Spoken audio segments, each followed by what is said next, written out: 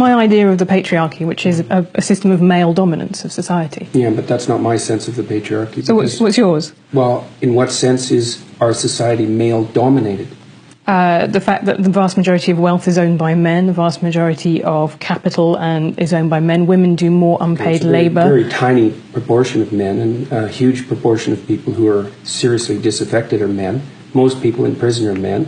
Most people who are on the street are men. Most victims of violent crime are men. Most people who commit suicide are men.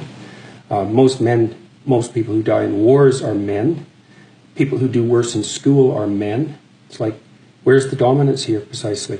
What you're doing is you're taking a tiny substrata of hyper-successful men and using that to represent the entire structure of Western society. There's nothing about that that's vaguely appropriate. But I could say equally well that most rape victims are women. Terrible things happen to people of both sexes. And you could say that with perfect utility, but that doesn't provide any evidence for the existence of a male-dominated patriarchy. Well, it just means that terrible things happen to both genders, which they certainly do. But there are almost no women who rape men, for example. So that is an asymmetry there in sexual violence.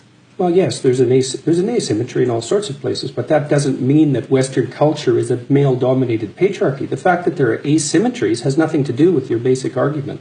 No, but you might equally... This is a trope that people just accept. Western society is a male-dominated patriarchy. It's like, no, it's not. That's not true. And even if it has a patriarchal structure to some degree, the fundamental basis of that structure is not power, it's competence. That's why our society works. It's only when a structure degenerates into tyranny that the fundamental relationships between people become dependent on power. It's not power. If you hire a plumber who's likely to be male, it's not because there's roving bands of tyrannical plumbers forcing you to make that choice. And it's the case with almost every interaction that you have at the face of our culture. You're dealing with people who are offering a service of one form or another, who are usually part of the broad middle class, and what you're looking for is the person who can offer the best service, and you can find it. It's not a consequence of being dominated by anything that's tyrannical. And then again, our culture, our Western culture, which is by no means perfect, and certainly has tyrannical elements like all cultures do, is the least tyrannical society that's ever been produced, and certainly the least tyrannical society that exists now.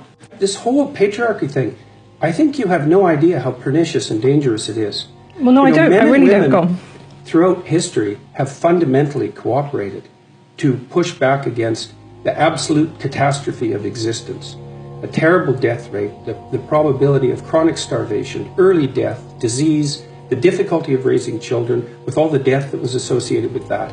And to look backwards in time and say, well, basically what happened was men took the upper hand and persecuted women in this tyrannical patriarchy. It's absolutely dreadful misreading of history. It's a terrible thing to teach young women, and it's a horrible thing to inflict upon men.